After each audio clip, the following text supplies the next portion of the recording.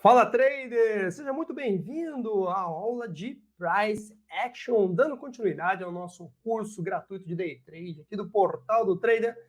Chegou a hora de falarmos de uma das técnicas mais utilizadas por Day Traders no Brasil e no mundo. E por que essa técnica ganha tantos adeptos assim? Ela é uma tática muito simples, porque ela não usa indicadores, ela se baseia somente no preço do ativo, do contrato futuro, do mini índice, do mini dólar, das ações. E pela sua simplicidade, ela vem conquistando muita gente, né? É o simples que funciona bem. Então, chegou a hora de você entender um pouco mais sobre essa tática que vem sendo muito utilizada. Um pouquinho de história, né? O Price Action é uma técnica desenvolvida por um trader norte-americano chamado Al Brooks, conhecido como Al Brooks. E ela usa somente o conceito de padrões gráficos. O que seriam esses padrões gráficos? Vamos de volta ali para os slides, para você entender um pouquinho mais sobre o que se trata. Bom, é um gráfico baseado somente em preço, onde a gente vai começar a estudar padrões de candles, né? Padrões gráficos, e tem diversos nomes desses padrões de candles, padrões gráficos, né? Candles tem nome de shooting star, estrela cadente, martelo. O interessante é que como o candle surgiu no Japão e foi traduzido depois para o inglês e depois trazido para o Brasil, tem muitos candles que você vai encontrar uns nomes em japonês, doji, marubozu, harami, e depois você vai ver esses nomes em inglês, né? Hammer, shooting star, e por sua vez traduzida para o português, uma figura de martelo, uma figura de estrela cadente, figura de enforcado, por aí vai, tá? Já os padrões gráficos, vocês vão ver também bastante sobre isso, figuras de continuidade, como bandeiras, flâmulas, pivô de alta, pivô de baixa, figuras de reversão, como ombro, cabeça, ombro, topo duplo, fundo duplo, e por aí vai. E por fim, não menos importante, até mais simples, a gente vai ver bastante também o conceito de suporte e resistência, e os conceitos de linhas de tendência, né? Onde estão as LTAs, LTBs, são linhas de tendência de alta, linhas de tendência de baixa, LTA, LTB, linhas de retorno e canais. Para a gente tornar isso um pouco mais palpável, vou trazer para vocês aqui um gráfico, certo? Isso aqui é um gráfico do Ibovespa, num time frame de 30 minutos, e vamos falar um pouquinho sobre candles, né? Vocês têm aqui alguns candles, e a combinação diferente desses candles pode dar uma noção de compra. Um exemplo aqui, tivemos um padrão nessa região aqui, ó, de engolfo de alta, tá? Isso sinaliza aí uma compra, de fato deu um belo movimento comprador logo em seguida, né? Padrões, tivemos aqui um padrão muito bonito de triângulo, né? Um triângulo rompido aqui, dando um movimento de compra. Eu não vou entrar no detalhe dos padrões, porque isso, um curso de Price Action, eu falo de padrão por padrão, figura por figura de candle, e te dá muita noção. Mas não se preocupe, porque ainda nesse curso você vai ter acesso a alguns setups, para que você já saia aplicando na prática algumas operações básicas,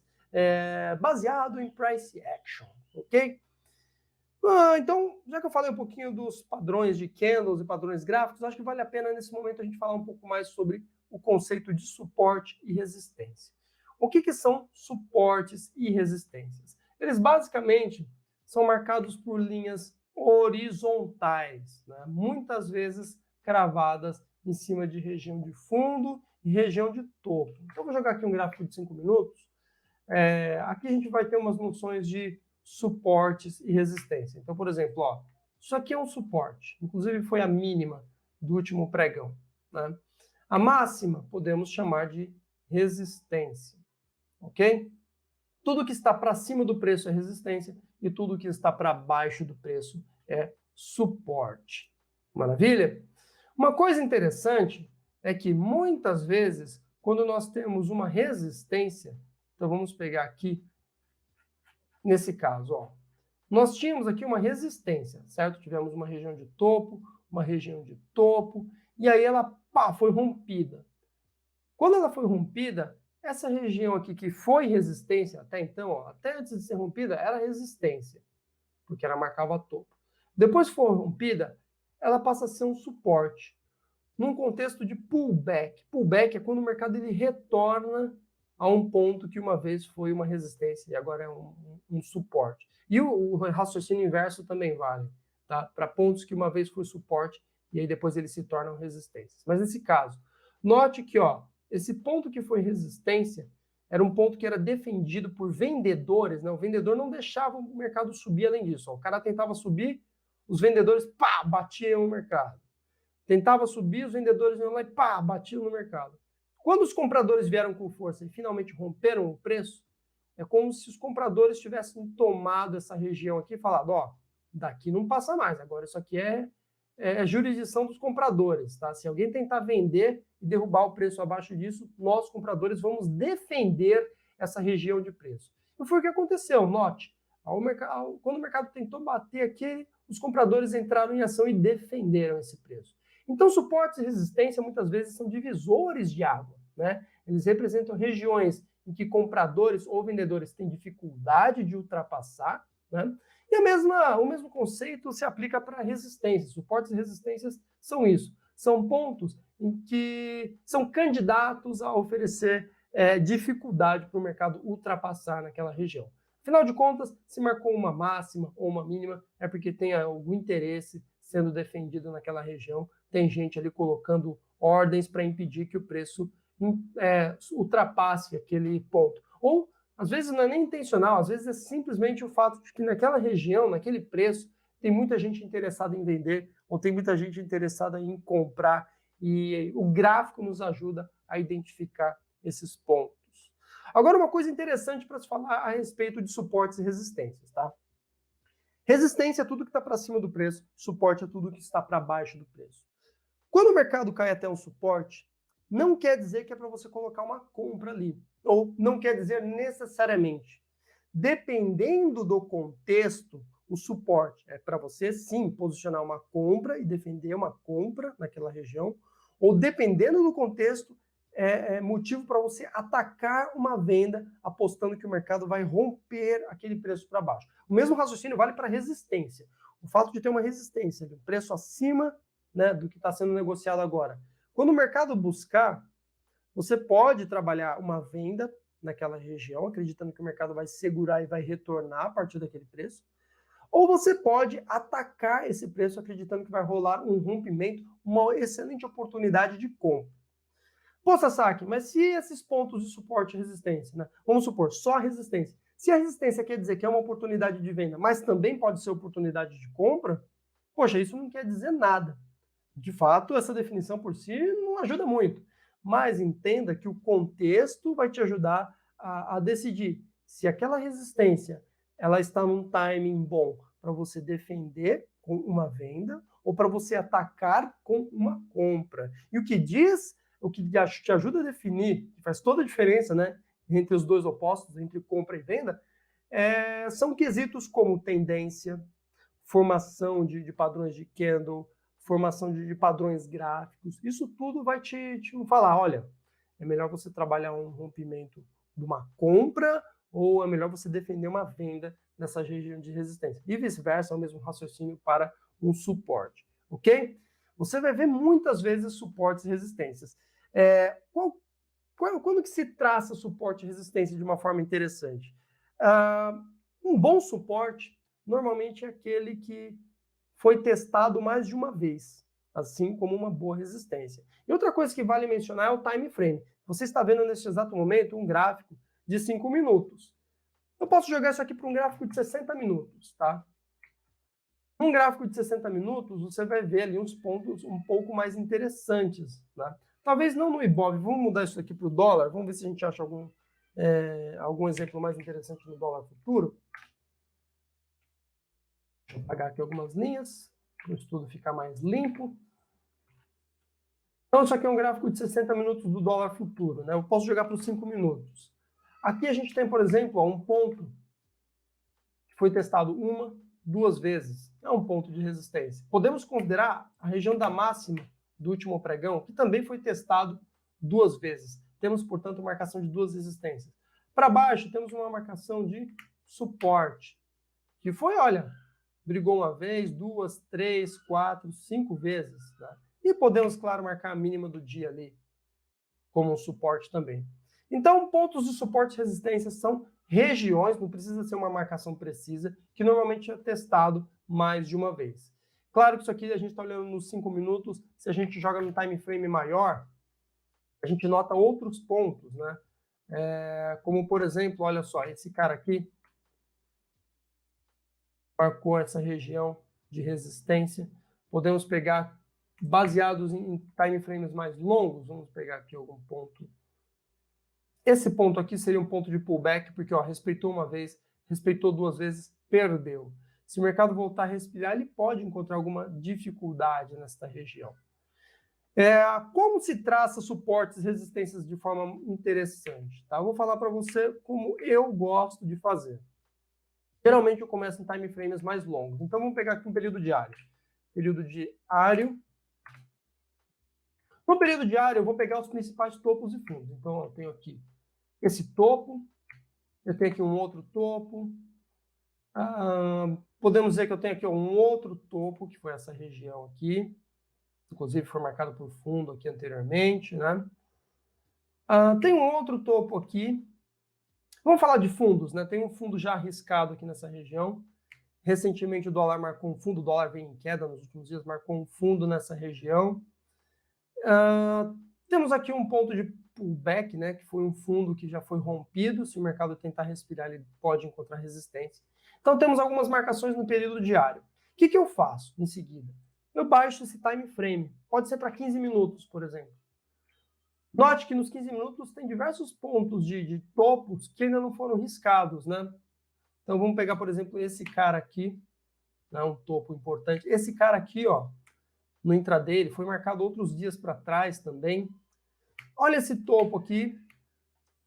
Um time frame um pouco mais curto, temos esse topo. Fundos. Olha, temos esse fundo aqui, né? Foi bem testado algumas vezes para trás. E temos a mínima do último pregão também. Pode ser um fundo. Se você quiser, você pode jogar para um time frame menor ainda, sei lá, 3 minutos. Né? A gente não vai ter nada muito a se acrescentar nos 3 minutos. Mas se você for muito criterioso, dá para dizer que aqui temos uma marcação de um fundo. Aqui tem uma marcação de outro fundo. Você pode marcar o fechamento do último pregão aí, tá? E aqui você começa a ter pontos de suporte e resistência úteis para o curto, para o médio e para o longo prazo, né? Então, basicamente, eu costumo traçar meus suportes e resistência partindo de prazos maiores e encurtando para prazos menores, que é onde eu permaneço, inclusive, a maior parte do meu tempo fazendo as análises. Show de bola? Vamos dar uma apagada aqui nesses estudos agora, porque eu comentei sobre as linhas de tendência, né? O que nós temos em termos de linha de tendência? Vamos jogar lá para o Ibov de novo, que lá eu vi uns exemplos interessantes. Linhas de tendência são linhas que ligam quaisquer 2 topos e 2 fundos. Então, por exemplo, vou jogar aqui nos 30 minutos. Se eu pegar... É interessante que ela ligue o maior número de fundos, por exemplo. Isso aqui é uma linha de tendência. Ó, ligou esses fundos com esses, uma linha bonita, né? Isso é uma linha de tendência de alta, ok? É uma linha de tendência de alta. Eu posso pegar um momento aqui, ó, esse trecho aqui do mercado em que ele caía, eu poderia ligar esses topos, né? Isso seria uma linha de tendência de baixa, ok? Uma linha de tendência de baixa. É como se a linha de tendência ela empurrasse o gráfico numa dada direção. Então, a linha de tendência de alta, ela empurra o gráfico para cima. Então, ela liga regiões de fundos cada vez mais altos, fundos ascendentes. A linha de tendência de baixa, ela empurra o gráfico para baixo. Em outras palavras, ela liga topos cada vez mais baixos, ela liga topos descendentes, né? Então, isso aqui é uma linha de tendência de baixa, ok? Podemos notar que toda vez que o mercado ele oscila, né? O mercado ele nunca sobe em linha reta, ele sobe oscilando. Então, o mercado ele pode bater na linha de suporte, aqui na linha de tendência de alta, suporte na linha de tendência de alta, e ele vai encontrar umas regiões em que, olha, aqui ele não consegue subir mais, ele corrige. Ele sobe, aqui ele não consegue subir mais, ele corrige. A gente pode ligar essas linhas, e isso aqui, no caso, acaba sendo uma linha que a gente chama de linha de retorno. Né? Olha só, isso aqui, por exemplo, é uma linha de retorno.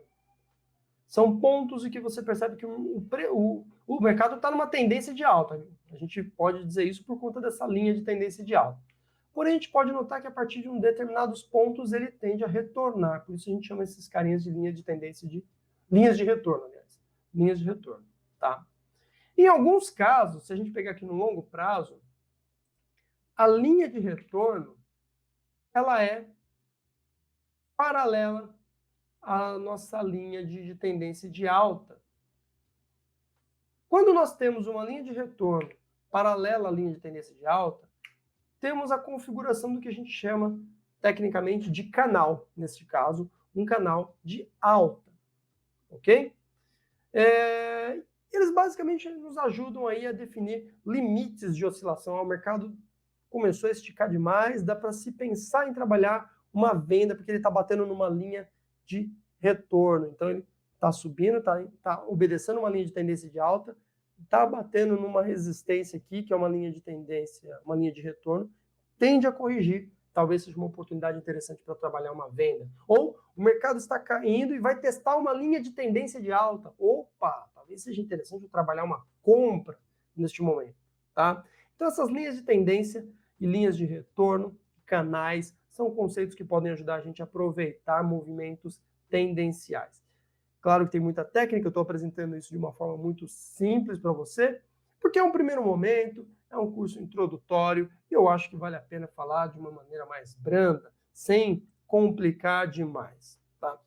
Onde você pode aprender mais sobre esse conteúdo? Aqui dentro do portal do Trader, você tem cursos gratuitos, inclusive um curso de Price Action ministrado pelo excelentíssimo Eduardo Becker. Ele, que já opera o mercado há mais de 10 anos, é um dos professores mais requisitados no mercado financeiro inteiro. O Eduardo Becker é fantástico. Ele é físico de formação, tem formações e passagens por grandes instituições de ensino do mercado, a IBMEC, a FGV. Ele é um cara que já deu aula, inclusive, na IBMEC, deu aula na FECAP, deu aula na própria Bolsa de Valores, em diversos bancos. Como eu já disse, é um dos professores de mercado financeiro mais requisitados. O cara entende muito, tem uma didática incrível. Fica a recomendação para você fazer o curso de Price Action do Eduardo Becker. Além disso, você pode tirar dúvidas sobre técnicas de Price Action, padrões e setups nas transmissões ao vivo do portal. Parte dessas transmissões são abertas, partes são fechadas para o plano TNT. Claro que fica o convite para você se inscrever dentro do plano TNT, onde você encontra um módulo exclusivo de Price Action com dezenas de setups, de formações gráficas, com testes que nós mesmos fizemos e comprovamos o que funciona, o que não funciona tão bem. Então ali você tem diversos exemplos mastigadinho, no detalhe, sobre como operar técnicas de Price Action. Fica aí o convite. E, inclusive, você vai ter ali aulas com traders como o Eduardo Becker, que eu já citei, o Marcos Moore, que entende muito dessa ciência, o Augusto, além de outros temas abordados pelo Léo, que opera mais fluxo, ou o Felipe, que é um cara mais quantitativo. Portanto, pode ter certeza que lá você vai ter um belo de um atalho, onde a gente já testou o que funciona melhor para o mercado e por um preço acessível, pelo custo de uma academia, você tem acesso ali mensal numa academia para traders, podemos dizer assim, uma verdadeira universidade, uma anuidade de atendimento, de prestação de serviço educacional, que não vai te deixar na mão. Show de bola? Espero que você tenha gostado dessa aula e a gente se vê numa próxima. Um forte abraço.